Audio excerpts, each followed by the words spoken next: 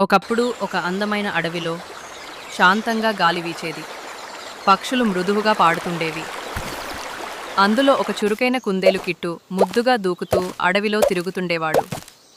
ఒకరోజు కిట్టు ఒక నెమ్మదిగా నడిచే తాబేలు బుట్టును చూశాడు. తన వేగాన్ని బుట్టుతో పోల్చుకుంటూ కిట్టు తనలో తాను నవ్వాడు. ఓ బుట్టు, నువ్వు పరిగెడతావా, నన్ను గెలుస్తావా అంటూ కిట్టు కుళ్ళి నవ్వాడు. బుట్టు సాంత్వనతో నవ్వుతూ అన్నాడు, ఓపిక ఉంటే గెలుపు దక్కుతుంది. కిట్టు కొంచెం గర్వంతో అన్నాడు, మరి మనిద్దరం ఓ పోటీ చేసి చూద్దాం.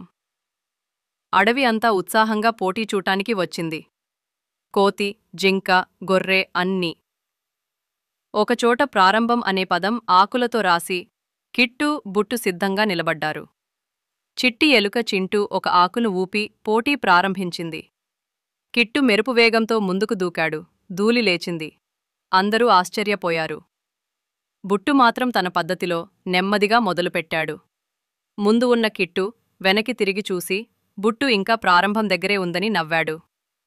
బుట్టు మాత్రం ఆగకుండా నెమ్మదిగా సాగుతూనే ఉన్నాడు. అతనికి తన లక్ష్యం తెలుసు. కిట్టు అనుకున్నాడు మనసులో, బుట్టు నన్నేం గెలుస్తాడు, కాస్త నిద్రపోతాను. అయినా అంత వెనకన్నాడు. అంటమీ నేను మళ్ళీ లేచి ఫినిష్ లైన్లోకి వెళ్తాను అనుకున్నాడు. అలా ఓ చెట్టు కింద పడుకుని కిట్టు నిద్రలోకి జారిపోయాడు. బుట్టు నెమ్మదిగానే సాగుతూనే ఉన్నాడు. అతని మేధస్సే అతని బలం. ఆయన నిద్రపోతున్న కిట్టుని దాటి వెళ్ళిపోయాడు. సూర్యుడు పడుతుండగా అడవి మెల్లగా చీకటి వైపుకు తిరిగింది.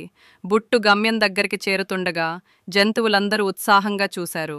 కిట్టు తడబడి మేల్కొని సూర్యుడు అస్తమిస్తున్నాడని చూసి హడలిపోయాడు.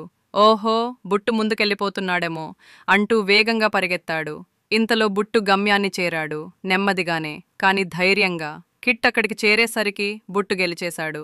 కిట్టు ఆశ్చర్యపోయాడు. అడవి జంతువులు బుట్టును హర్షాతిరేకంతో అభినందించాయి. కిట్టు బుట్టుకు తల వంచి, క్షమించు స్నేహితుడా అన్నాడు.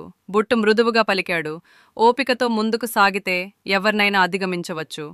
వెంటనే కిట్టు బుట్టును ఆప్యాయంగా ఆలింగనం చేశాడు. చీకటి నిండిన అడవిలో శాంతం మళ్లీ నిలిచింది. కథ ముగిసిందనే సూచనగా. ఆకాశంలో మేఘాల్లో ఇలా కనిపించింది, ఓపిక ఉన్నవాడే గెలుస్తాడు. ఇంతలో కిట్టు, బుట్టు కలిసి మళ్లీ ఆడుకుంటున్నారు. ఈసారి కిట్టు బుట్టుకు సహాయం చేస్తూ ఇద్దరూ స్నేహంగా ప్రయాణం చేస్తున్నారు. జంతువులు కలిసి మిత్రులుగా ఉండండి అని చెప్పే ఫ్లెక్సీ పట్టుకుని నిలిచాయి. కిట్టు, బుట్టు మనవైపు తిరిగి చిరునవ్వుతో నెమ్మదిగా చేతులు ఊపుతూ ది ఎండ్. చూశారా పిల్లలు, ఓపిక పట్టుదల ఉంటే బుట్టులా ఎంత విజయం సాధించవచ్చు. కిట్టులా గర్వం ఉండకూడదు కదా. మరొక నీతి కథతో మళ్ళీ కలుసుకుందాం.